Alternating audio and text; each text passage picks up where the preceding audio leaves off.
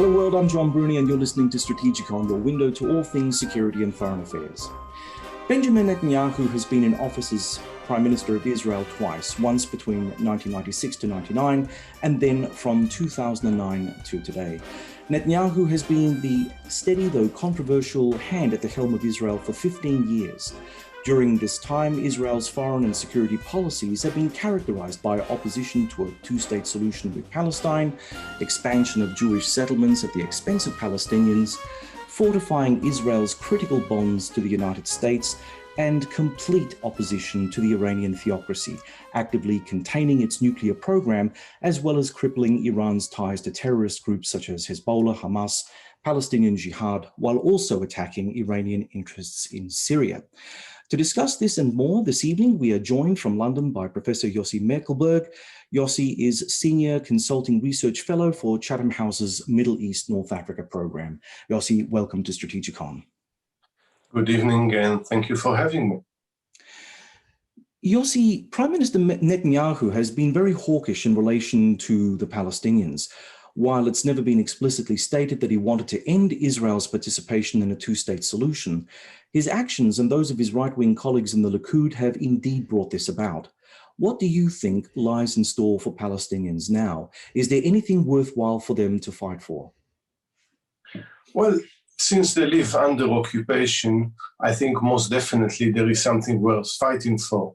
And I think the political and diplomatic struggle for independence, for self-determination continues, because the alternative is entrenched occupation and expansion of settlements. Having said that, the Palestinians themselves need to fix their political system, and the division between Gaza and the West Bank, between the Fatah and the Hamas, doesn't help. Postponing again election after not holding one for 15 years, having a autocratic president, it's all a hindrance for them to achieve their national aspiration. Having said that, if you look at the political system in Israel, and we are in the midst of forming another coalition, it might be successful, it might not be successful, but there is a majority in the Knesset today for those who oppose a fair and just solution for the Israeli-Palestinian conflict, based on two-state solution with Jerusalem as capital of both, with fair and just solution for the refugees, and so on and so forth. But again, for the Palestinians, it is important to keep working on it, either internally, domestically, in their political system, and vis-a-vis the international community, until they manage to attain their dream of statehood. David, any comments? Yossi, as Israel normalizes its relationship with more Arab states, I'd assume this is acting as a bit of a hurry-up for the Palestinians. Is there any sign that they are finding a cohesive way to work together, or has COVID just been so disruptive in the Palestinian territories that they appear to be unable to move forward and be a more cohesive people? You see, the Palestinian political system is disrupted for 15 years at least.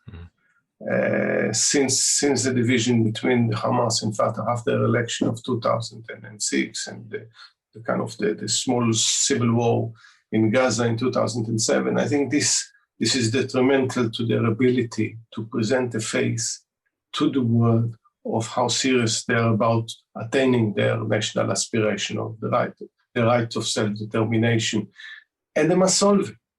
An election would be the first step. I think what you allude to about COVID, it just made things worse. But I think the bigger show there is that no one would like to discuss the issue of succession to Mahmoud Abbas. No one is talking about the ability to form a coalition, form a government that to actually represent the Palestinian people and their aspiration. In the meantime, the occupation is taking hold in a way that makes it more and more difficult to reverse. So, to be honest, whatever happens, even if you have now two perfect governments, an Israeli and a Palestinian, we need to rethink the parameters in Oslo and to be way more creative into bringing about something along of a two-state solution. So, Yossi, what you're saying is that the two-state solution isn't dead. I mean, I've spoken to some local Palestinians here, and when you hear them talk, they're rather dejected by everything, and they say, "Well, look, the only thing really that seems to hold up now is that we become citizens of Israel and try to sort of work out some form of civil union between Jewish and Palestinian people in one state." Is that a more likely outcome? I think it's a more wishful thinking, because at the end of the day, the two-state solution is probably the only realistic possibility, not because it's necessarily the most wonderful, because by definition it says that people that live in such a small territory can share it in an obvious one in one state, in a peaceful way.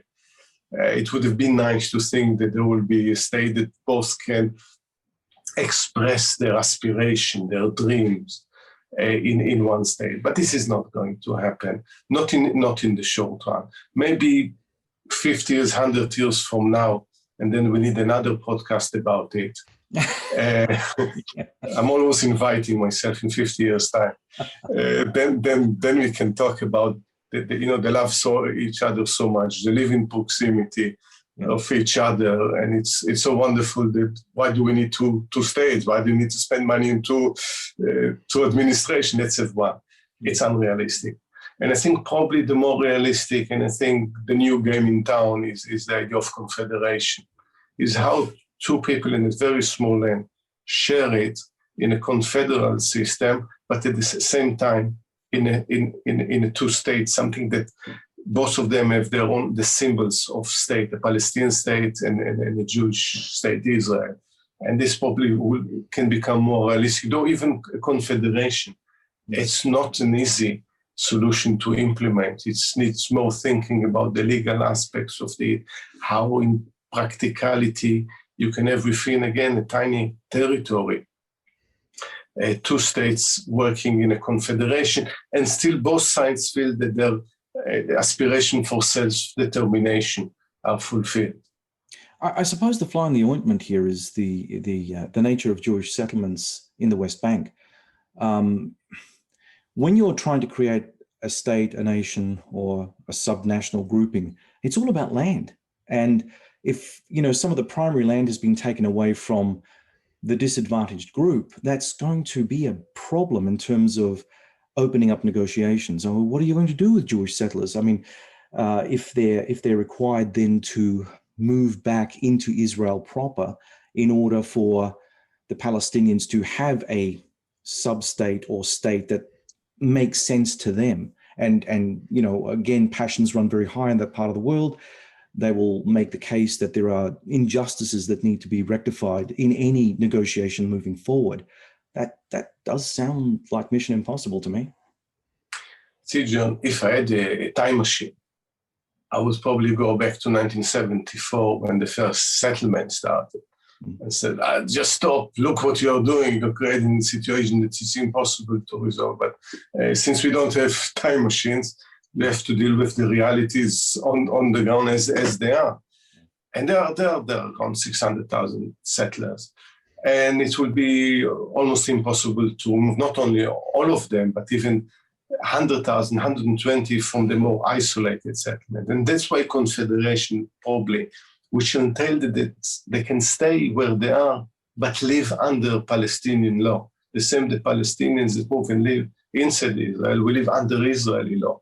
And this is in a way to square this circle, which settlements that should not have been there in the first place, that are in either practically were a huge mistake, colossal mistake by Israel, and B, they're in violation and contravention of international law.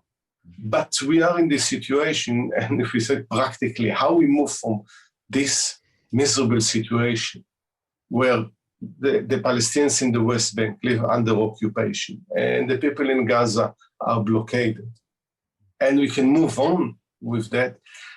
I think probably the idea that, yes, self-determination for both is important, but not to be naive that we saw what happened in Gaza in 2005, removing 8,000 settlers was so difficult, the strain on the Israeli political system. And I happened to be in Gaza at the time to cover it. And saw how difficult it is and how many resources we needed. We're talking 120,000 settlers to remove withdraw from the West Bank. It's such a mountain to climb. So I think that's why I'm saying we need to be more creative about the solution without losing sight that it always has to be fair and just solution for everyone. It's something that every single person live in security, taking into account the past when we're talking about the refugee, how they are compensated, how they become citizens of one or another country, but at the same time in a way that it's, at the end of the day, doable. One thing just occurred to me while I was listening to Yossi, and that was that, yes, I also remember having seen the news footage of the difficulty that the Israeli government had in removing settlers out of Gaza. Now, the one thing that we have to also put on the table here, which makes things extremely difficult, is that the people, not all of them, obviously, but a great deal of the people who have moved into the Jewish settlements, they're not the kind of people that would necessarily take their cues from the government. They're kind of quite feisty about their own regionalism and localism. And I'm a settler. I'm like a frontiersman. I'm here. I've staked my claim, and no government's going to tell me what to do and how to go about my business. So how much will the Israeli government have in terms of managing and controlling the situation if it came to a negotiated settlement and a portion of the Jewish settlements have to be somehow moved around, for want of a better word? I mean, can we assume that there will be local resistance and, dare I say, armed resistance to this? You know, feisty is a beautifully understatement term in relations to these people. I can think about other terms. Those are extreme, you know, the group, and let's not lump together all the settlers, because there are a lot of, by the way, many of them are actually economic migrants. Yeah. Because it's cheaper to get, because you get a nicer house and better infrastructure that you can get in Tel Aviv on Haifa or elsewhere. And I think this is actually the vast majority, especially those in the town closer to the Green Line or a place like Ariel. Then you have hardcore Jewish nationalistic, somehow even supremacist and messianic Jews. And I think this is the role of the country to deal with that. The state needs to assert its authority. If the sovereign body of the country decide this is going to be the solution, then if they lose control of these people, and there are a lot of signs, I think, as you imply in what you say, that the country actually is almost run, especially in the West Bank, by this group. And the policies in some parts of the West Bank are run by the most extreme of the settlers. If the state loses control, what future the state had? And I think this is a debate within Israel. Why the army is serving this most extreme and isolated settlements, not only, you know, even inside Hebron, for instance, and their behavior, which is appalling, and violating the basic human rights of Palestinians, harassing them, burning their fields, their cars, and so on and so forth. This is for the Israeli government to think how they develop this monster within. And again, it's a small group, but let alone a very dangerous monster. Yeah. David? Yossi, you mentioned infrastructure then, and I was thinking about it even before you said it, that there is so much of an infrastructure investment to make sure that it's appealing for a settler to move and live in a settlement. The implications of this, of course, means that there is a really strange distribution of advanced technology and high quality infrastructure in some of Israel and most of the Palestinian territories, you know, sort of profound under-investment and a lack of infrastructure. Is there any wiggle room for improving the physical quality of infrastructure as a way to kind of, you know, buy peace to buy time? Has this been tried and failed? Or is it a case there has to be some sort of political solution before there could be, you know, a physical improvement in quality of life? It's a great question. And I think, if you look at it, peace is an investment. And if you believe that the dividends of peace are way bigger, greater than the dividends of war, then you invest. And it will require huge resources in this. But we saw, for instance, again, I would say on a smaller scale, the peace agreement between Israel and Egypt, when the United States helped Israel to build two huge model airports, airfield, inside Israel, move them from the Sinai. If there is a will, there is a way. And I think it's for the international community to decide if it was to invest in peace, because there are dividends for instance, Europe and the United States and other parts of the international community from peace between the Israeli and Palestinians, and remove it from the international agenda. The same, what I think John mentioned earlier, the budding relations with the Gulf. So if everyone rallies together, and not only for the settlers and moving settlers, but also investing in the infrastructure for the Palestinians, and Gaza needs huge investment, and the West Bank, it's doable, but look at it as a long-term investment that will bear dividends. Again, look at Israel, it's actually an example, because we talk a lot about the occupation, we look at all the negative thing about Israel, but you look where it was in 1948, and where the economy, I don't like the disparities, I don't like the inequality in the Israeli society, but you look at the high-tech, if you look at the pharmaceutical, you look at the agro-technology, so how you can turn from a country basically of refugees into a country with a GDP equal to some of the most advanced countries in the world, I think this should give us some hope. Mm. Yossi, you made mention about how Israel is starting to move in different circles now, following on from its outreach through the Abraham Accords. You've got now really good relations with the United Arab Emirates and Bahrain. Do you see this as a major strategic shift by Israel? It is, if you think about it. I think to examine, and I think you mentioned something about the way that Israel sees the region. It tends to see the region and generally enemies as existential. No one is a kind of a more limited enemy, but it's all in terms of existential. And I think we can examine it from historical point of view, from sociological point of view. There are reasons for this. Part of it is also the rise of populism led by Netanyahu, and he makes capital gains out of this. But beyond this, the dream for Israel, the aspiration was to be accepted within the region. And if you look at the strategic situation of Israel, it's never been better in many senses. It has peace agreement with Egypt on strategic cooperation, peace agreement with Jordan, now the normalization with the EU and Bahrain, Sudan, Morocco. So Israel should feel confident. Syria is out of the secular war because it's sadly in ruin, so it can't pose a threat. So there is Iran, there is the Hezbollah in Lebanon, but it should make Israel more confident actually vis-a-vis the Palestinians to make the necessary concession for a viable peace agreement. But I'm not so sure this is the way that Israel thinks. You can use the Abraham Accord as actually as a leverage for viable, genuine peace negotiations with the support. And I think it will be nice for a change to have interlocutors or negotiators, brokers of peace within the region, and not always some of the thousands and thousands of miles away. Yeah. So it will give it kind of a genuine, a local flavor, if you like. Mm. But that's the question, because now we have also in the Gulf two paradigms. There is the one that signed the Abraham Accord, so maybe we can support a peace agreement because we have close relations. And those who adhere to the Saudi initiative, which I think there is much miles into this, that's first come peace agreement, which is fair and just with the Palestinian, and the rewards for it will wait when there is peace led in the form of full diplomatic relation.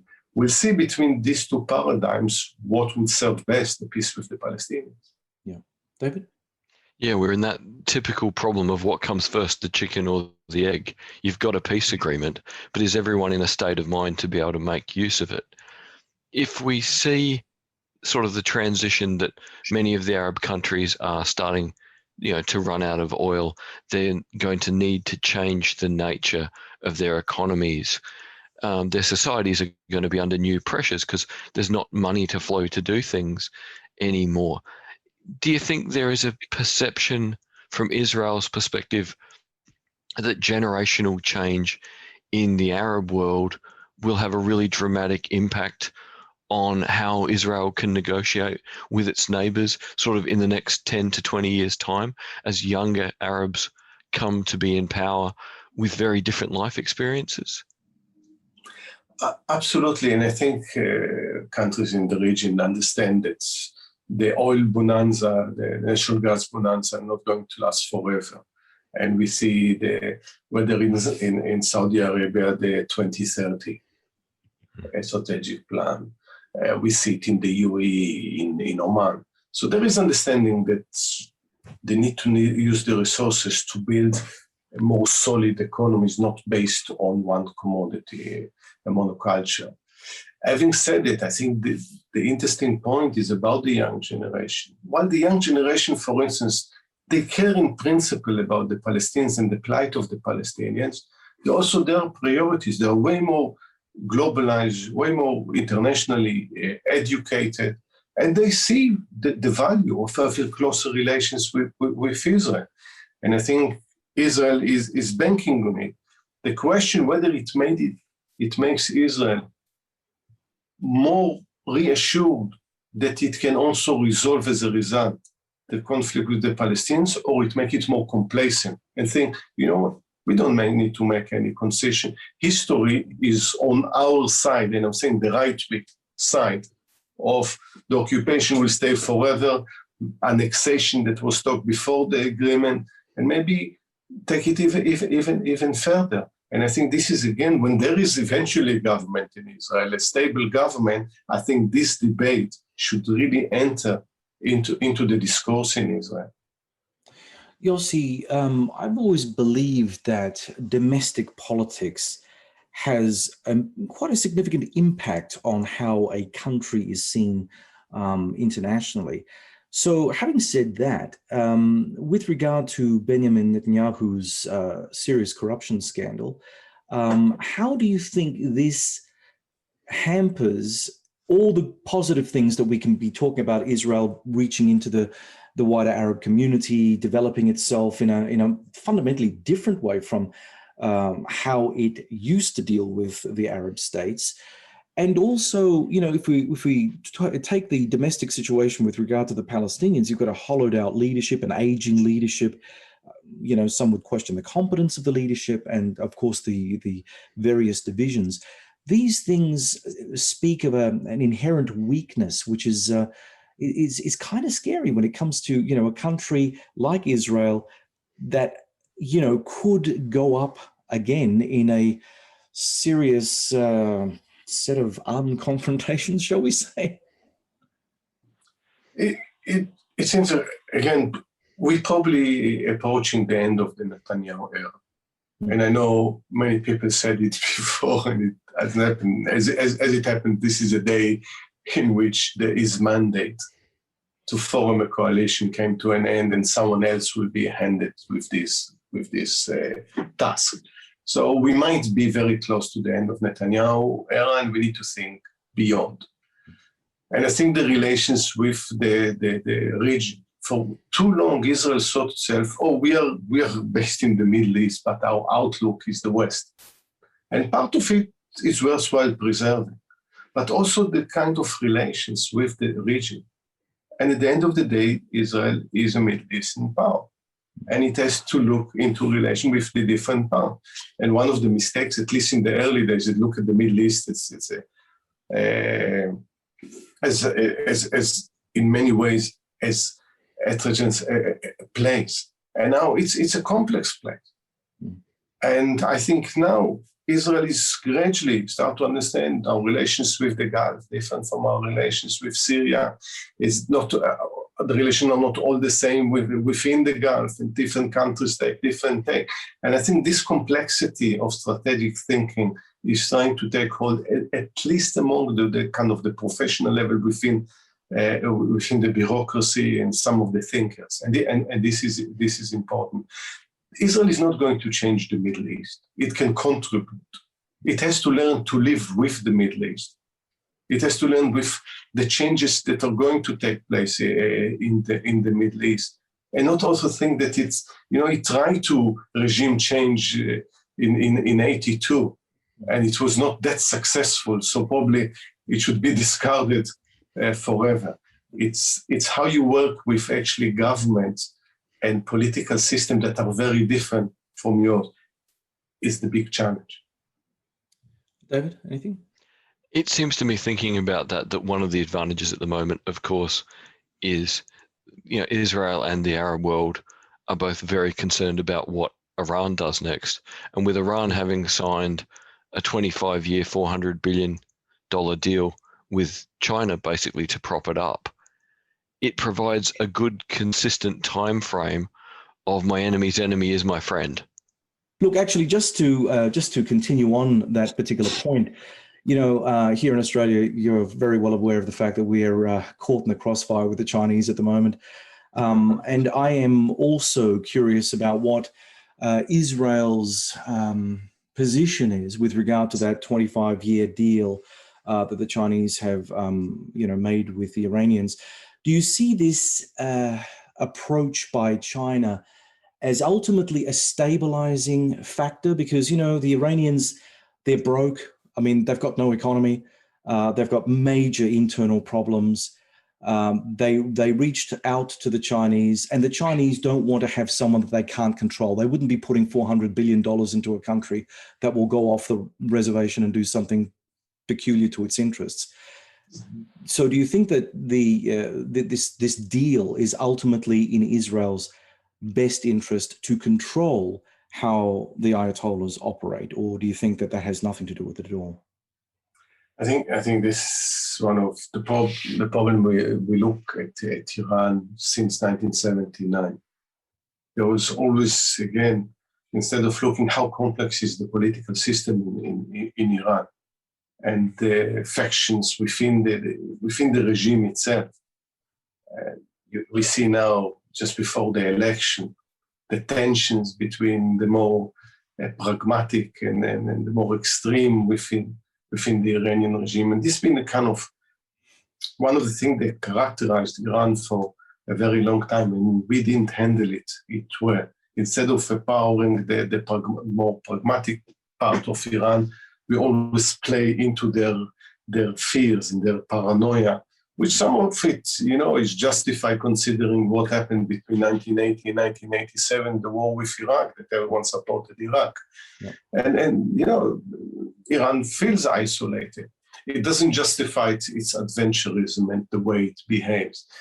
It probably makes little sense for it to develop military nuclear capability, which makes it a target. But at the same time, and this is probably, I will criticize the JCPOA, that it didn't go far enough in terms of being transformational. It was too transactional. Right. You limit the nuclear development of the program and will remove the sanction, instead of thinking how Iran is becoming gradually the movement within Iran, and look at the opposition that exists in Iran and those forces that would like to change Iran from the inside, to support them by showing that there is a reward for changing policies. Now, I assume, and go back to the question of China, they're too astute to invest so much money when they think that there is going to be a war soon. No one puts so much money in a place that you think that can go up in blaze in a short while. So this can, again, China enters that where I think especially the United States under Trump made major mistakes, and see if this can change in the negotiations over the JCPOA. And B, because part of the rivalry that emerges between, this is the main the main game in town, in the global town, is between China and the United States. Russia, I think, it's kind of a supporting act in this play. But China and the United States, the confrontation is there. And entering into the Middle East is one aspect, especially for China. The need for oil is essential. Yes. I'm reminded about a week or so ago, wearing my other hat, hosting a radio show for Radio Adelaide, we were interviewing Professor Scott Lucas from the University of Birmingham. And we were also visiting this whole Jakpoa thing. And our conversation sort of led to the idea that perhaps it wasn't comprehensive enough, and perhaps we need to revisit this whole notion of, okay, yes, it's about nuclear, but it's also about how Iran is positioning itself with ballistic missiles. Now drones are a big issue. But of course, if you bring all of those other things to the table, then Israel will also be forced to the table to look at its own order of battle and what they're willing to trade off in order for a long-lasting peace, right? But going further, to revisit an agreement, nothing wrong with revisiting an agreement, but unilaterally withdrawing from an agreement is not revisiting. It's just neglecting your duty to abide by agreement that you signed. And that's in 2018 what Trump did.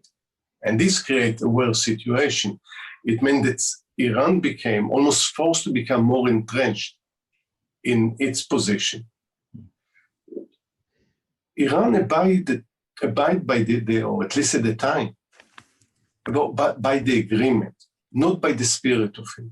I think we all agree about it, or most of us agree. Developing ballistic missiles that can reach almost any target in the region, in Europe, was not in line with the spirit of the JCPOA. But when it comes to the agreement itself, it exposed the flaws of the agreement. It could have been revisited instead of imposing sanctions, instead of using threatening language all the time. Is to try to renegotiate, try to see what are the trades-off between Iran and the P5+1 in negotiating it. And also not to deal only with ballistic missiles and nuclear. The role of Iran in Syria, the role of Iran in Lebanon, among the Palestinians, which is all negative. But also to try to understand it from the point of view of the Iranian. What are the Iranian interests? How they try to consolidate their own power in Iran without letting them undermine other parts of the Middle East. Because Iran is not, There's one thing though, Iran, when we talk about Iran, it's easy to use Iran as like a black box in international relations theory, right? It's like, but Iran isn't what we think it is, because of course there's the IRCG, which is the state within the state. And of course, when we're talking about Israel and Iran, we're really talking about Israel, the state, versus the IRCG and those who support that edifice, because that's the one that's linking out to the terrorist groups and threatening Israel in a very active fashion. I mean, the Iranian armed forces are effectively a defensive force, and I think they've been starved of funds for the past 20 odd years. So what they can actually do is anyone's guess. But all the money that Iran does manage to get, or at least the Ayatollahs and their clique gets invested in the IRCG. So they get all the good stuff that they can go out and scare Israel in Lebanon, scare Israel in Syria, and wherever else it feels like it wants to do that. So if that's the case, then does any future negotiation with Iran, the state, have to take into consideration the IRCG specifically rather than Tehran more generally? I mean, I know I'm sort of trying to pull it all apart here, but what are your thoughts? Well, I think in some places, in Lebanon in this case is similar. When you have a state within a state. Now, no country is a black box. All are complex. Every country that we look, there is the domestic policy, and how it influences it and the relationship with other countries. So we need to look when we negotiate with a country, when we deal with a country, we need to look at the complexities of this state. And again, the Iranian will say, what's the point for us to sign an agreement with the United States if every 4 years we get someone else? So from their point of view, if we're signing with one, with Obama, President Obama, then we get President Trump, and he decides, I don't want it anymore, and I'm not going to renegotiate. Also from their point of view, they need to look at the complexities of American politics, and they are not less complex. That's the nature of international negotiations. Now, definitely, the day with the Revolutionary Guard and having a state within a state, and who is governing the country, who is governing its foreign policy, it's a challenge. As long as Iran abides by its international commitments, the internal domestic issue we need to be aware of it, but accept that this is a different way of governing.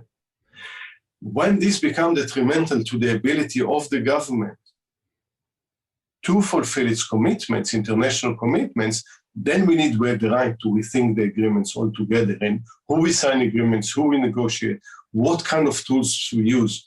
Now, it doesn't suggest that Iran doesn't pose threats in the region, because obviously it does. But there are elements there. I think the challenge for us in the West is how we empower those elements within the regime that we can rationally negotiate long-term agreements, and those with exactly the opposite. We try to reduce their power, and they understand it.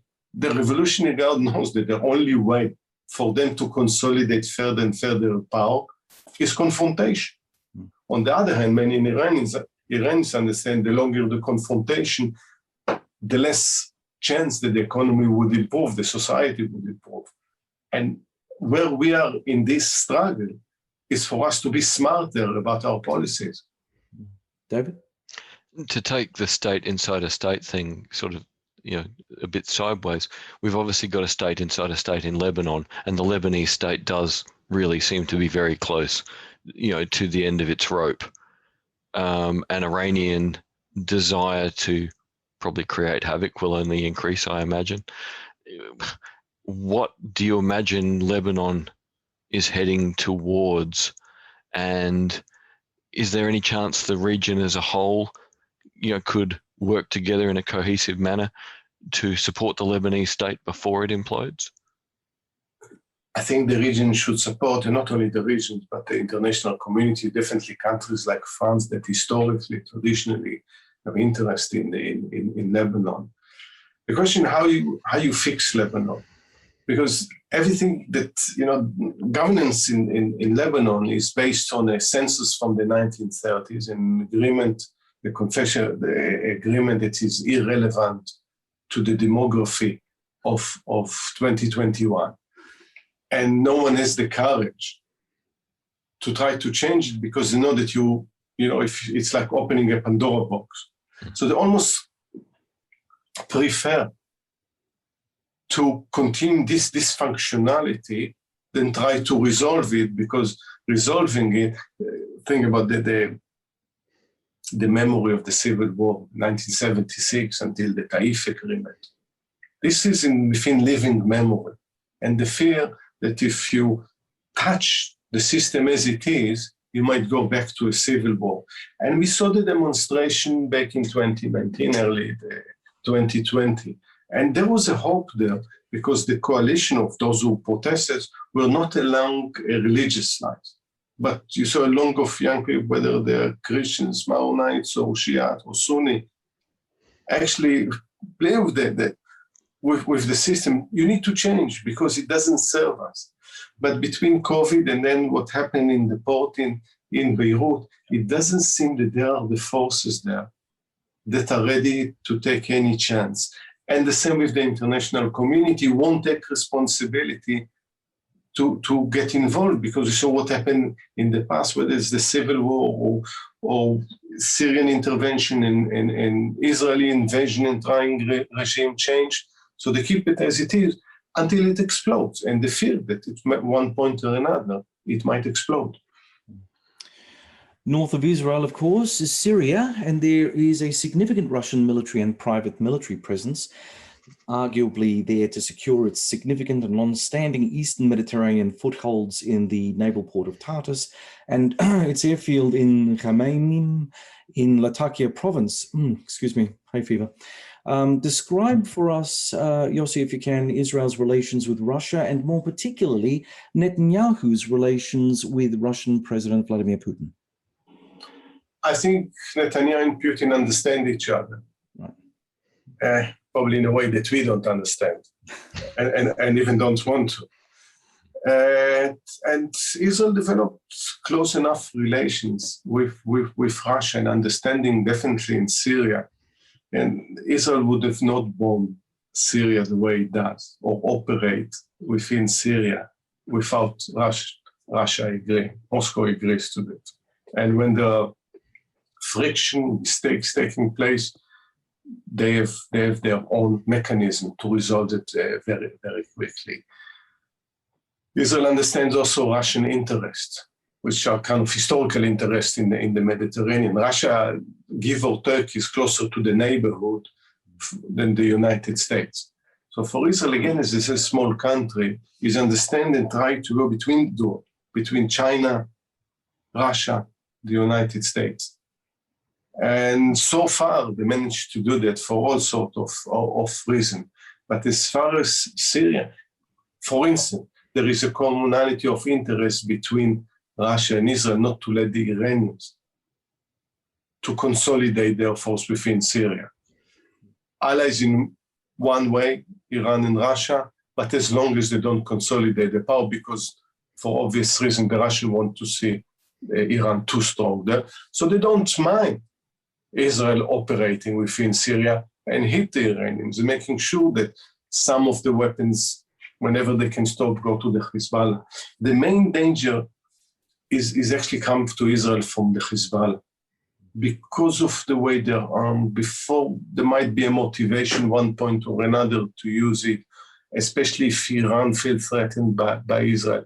And this combination makes Israeli anxious. But as far as Russia is concerned, they're good enough understanding, strategic understanding between the two.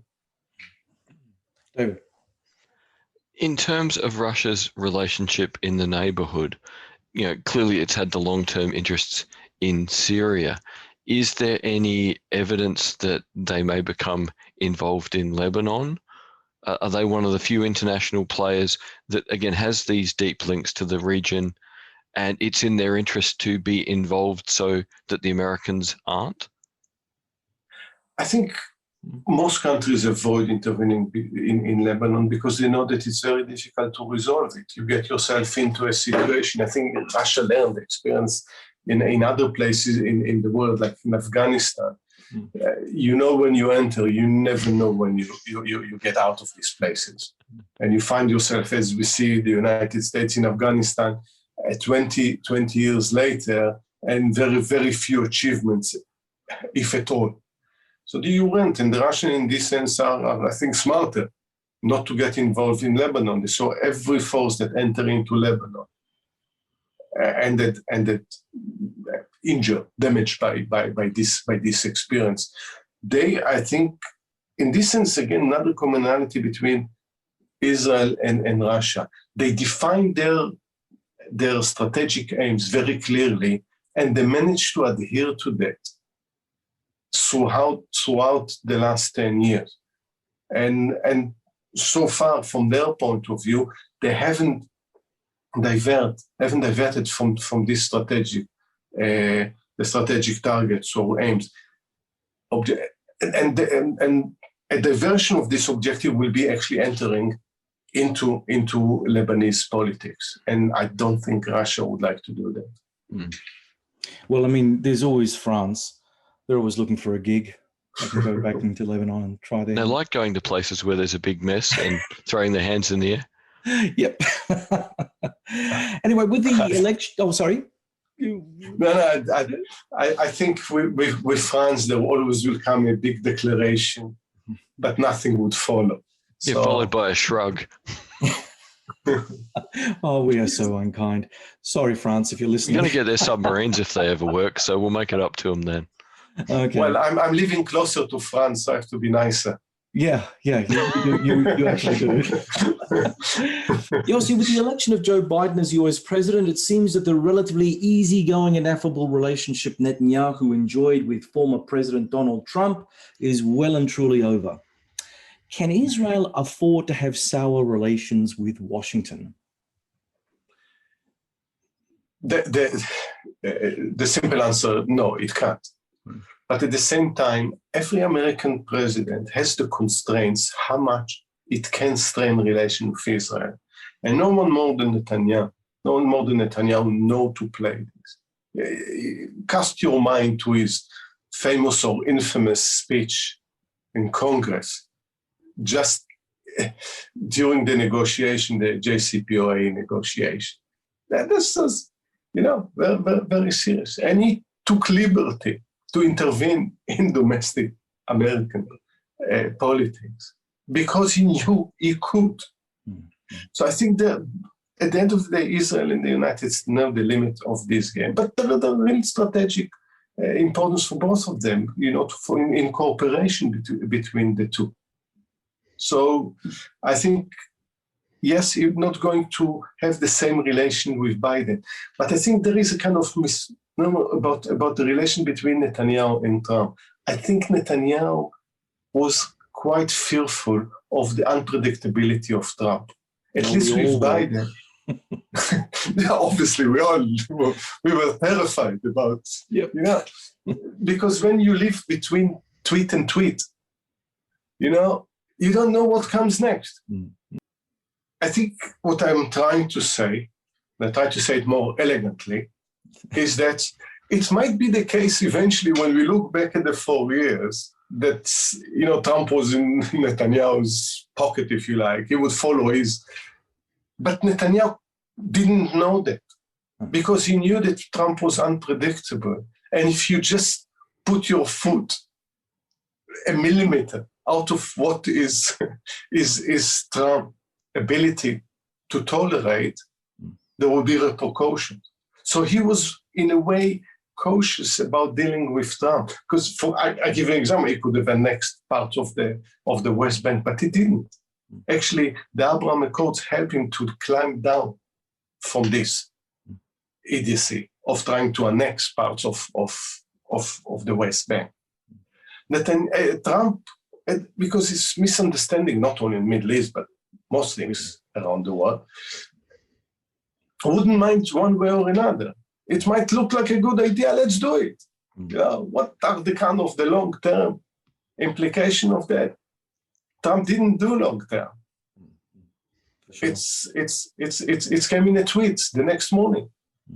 So I think this Netanyahu, in many ways, while others, for instance, at the early days of Trump, there are some that really pushed Netanyahu, go and annex, build more settlements, take some far-reaching policies when it is the Palestinians. Netanyahu, who, by the way, naturally cautious, was more cautious than other members of government or the right wing in Israel because of the unpredictability. I think again, we don't know for how long Netanyahu is staying in power. And it doesn't mean that it means that there is a dovish, peace-loving government will appear in Israel all of a sudden. But with Biden, there are two things. A, there is more predictability. B, he surprises us, all of us, in his policies. We thought this gentleman will enter and will be almost in a holding position for 4 years. And then we'll get probably some of the most revolutionary policies within his first 100 days. So he thinks that he's on a mission. The question, if he's ready, while he has a global agenda, he has a domestic agenda that is far-reaching, to say, do I need to get also into confrontation with Israel on something that I have very little chance to succeed? Right. I don't have the answer, but I doubt if he's going to do that. Okay. David? To pick up on that point, again, Sleepy Joe has suddenly become motivated. We might even call him Progressive Joe, which is something I never thought I'd say with a video camera on. But again, we don't really see, well, other than people like AOC, what young American politics is going to look like in 10 years' time. Do you have a sense, what are young Israeli politicians like? Is there going to be a natural and meaningful generational change at some point? Or have so many of the current significant players in Israeli politics been there so long that they've essentially groomed junior politicians to be mirror images? Yeah, let me say something about Biden, because I'm grappling with this phenomenon in the, writing about it. I think we should reconsider our ageism, which we do really badly in thinking we actually projecting our own biases about someone at his age coming to the White House and being able. Actually, and it's, I think, a lesson for all of us. You bring someone with so much experience, we think, you know what, I might have only 4 years to be in the White House. I'm going to achieve something because I don't owe anyone anything. I'm going to leave my mark in a way maybe that a younger president will never think, I have midterm and I have another term maybe, and then I will have to live 30, 40 years, or as you see with Jimmy Carter, since 19, more than 40 years after leaving the White House, he said, I'm going to make a change, which I think it's a lesson beyond the United States, and also kind of a note for ourselves about our own biases and prejudices. Having said that, unfortunately, the last 20, 30 years left almost from leadership point of view in Israel, it's bare. And you don't see, because what happens to a lot of young, talented people in Israel, they found outlet, their talent and their abilities elsewhere, in the high tech, the economy, in other parts, in academia, in culture. The film industry in Israel is prospering these days. Or they went and lived elsewhere. And politics remained quite a sad place in which very capable people say, we don't want to touch, it's corrupt, it's incompetent, it's run by someone that likes cigars and champagne and think that's fair to get from friends. Just now, this is a huge challenge for me, to have a cadre of leaders that we are ready to take on Israeli politics, to be there. And have one thing you can say about Netanyahu, he had the desire, he had the stamina that others didn't. And, the issue of leadership is always kind of big enigma. Where do you find it? When does it emerge? What are the conditions that will happen? I think Israel needs young leadership that is, or more than young leadership, good leadership, a combination that is a representative of the Israeli society, which is, again, we haven't talked much about it, which is also very divided. And we saw from events in the last few days in Israel, how you also have an autonomy of huge group of people within the society. So someone that can bring, instead of Netanyahu's populism that thrives on division, people that can bring it together despite the differences within the Israeli society. There was one thing that came up, and that was that at the moment, because of Netanyahu's populism, it has driven a lot of younger Israelis to, leave Israel, go to Europe. Even places like Germany seem like a nice place to live these days, because, they don't believe that Israel is as progressive as it should be. They believe that Netanyahu is not to their taste. How has this actually affected Israel's body politic? I mean, if we're talking about, the young people taking over from the old guard, well, if some of your more seriously talented young people have thought, I've had a gutful of Israel, I don't feel safe or secure here under Netanyahu's stewardship, what is there left in terms of talent moving on?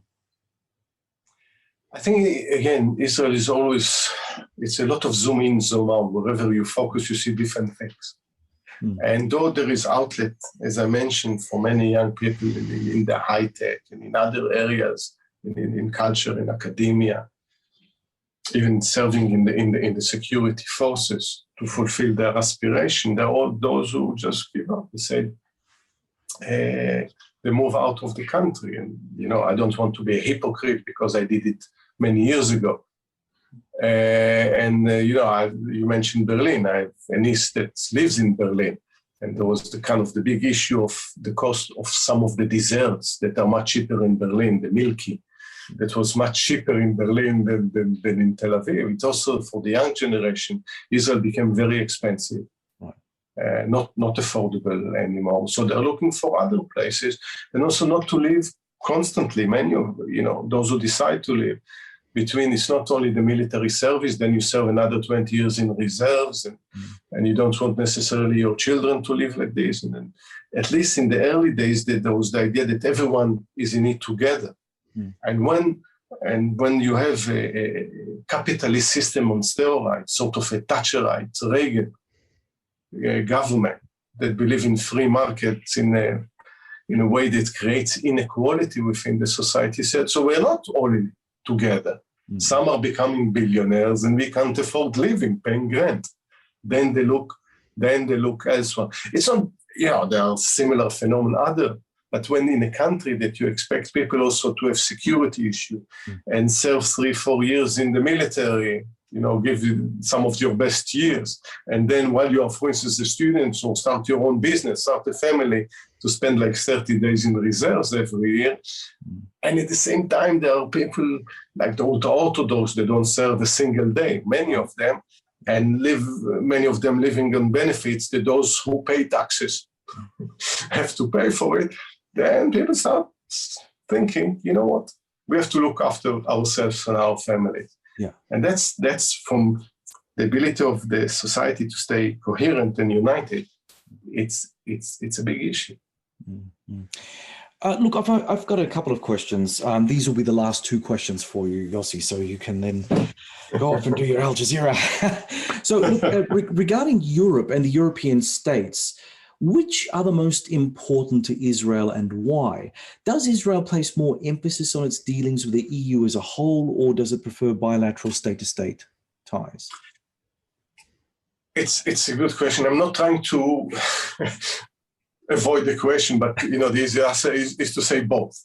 Right. It depends on what issue. There is the outlook of the EU as an EU, as an economic partner, as scientific partner.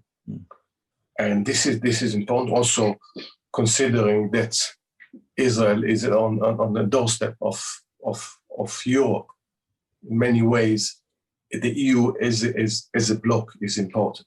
On the other hand, there are different relations. Okay, the UK now is not part of the EU, but the relations on the military relations, for instance, sharing intelligence, political relations, part of from the economic relation with the UK always been strong. Germany always play a different part because of history between it. So there are specific countries where kind of relations evolve differently. And also the economic interests. Again, as we know, and I think because of the corruption investigation, everyone knows now that Israel buys submarines from Germany. And there is strategic reason, but allegedly there are also for some people economic interest in that, but which is separately. So there are different relations, for instance, with other countries. East Europe, for instance, when it comes to supporting the relations with the Palestinians, or the kind of the populism that we see in parts of East Europe, plays more into the hands of the right wing in Israel. So again, I think you move between the two, the specific and the EU as well, and both of them are vastly important to Israel. David? Just speaking about, being just on the outside of Europe and looking in, what are Israel's relations with Turkey like? Well, it's the meeting of the two populists. When you have a national populist and religious national populist in two countries, and they play one. If you think strategically, Turkey and Israel are very important for each other. And this was until 2010 and the Marmara fiasco with the flotilla to Gaza. Relations were very close. You talk about with military people, diplomats in Turkey, said the relations between Turkey and Israel are very significant vis-a-vis the region. Now we see the shift that Israel signs a strategic agreement with Greece, for instance, and the new alliance with Greece and Cyprus in the Eastern Mediterranean. But all along it was Turkey as a major power, as a member of NATO. But both countries went through domestic changes that affects the relations between them. And in the long term, I can see close relation between Israel and Turkey. And they still have, by the way, behind the scene, much of it does exist. But as long as Netanyahu and Erdogan are the one in the helm, I think this kind of friction would continue because they are the master of scoring cheap points for domestic reasons at the expense of their national interests. Well, on that note, everyone, that's a wrap. My thanks to our special guest, Professor Yossi Mekelberg, for being on Strategicon. My thanks to co-host David Olney for his contributions, and to our audience, thanks for listening. We hope that you'll join us for our next exciting adventure through the world of geopolitics. Remember that you can subscribe to the audio version of Strategicon through the Ozcast network, iTunes, Stitcher, TuneIn, and Spotify. And please like us on the Sage International Facebook site and follow us on Twitter. We appreciate your support.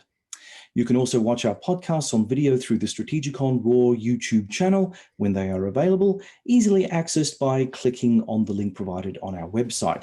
Also, please comment on any of our articles and podcasts through Facebook, LinkedIn, Twitter, and of course on the Sage International site. We welcome any constructive feedback that can help improve our products, and we look forward to engaging with our followers. If you would like to support Strategicon, remember to check out our merch page. We have a wide variety of items to keep the Strategicon listeners satisfied. Until next time, goodbye. Thank you very much, Yossi. That was fantastic.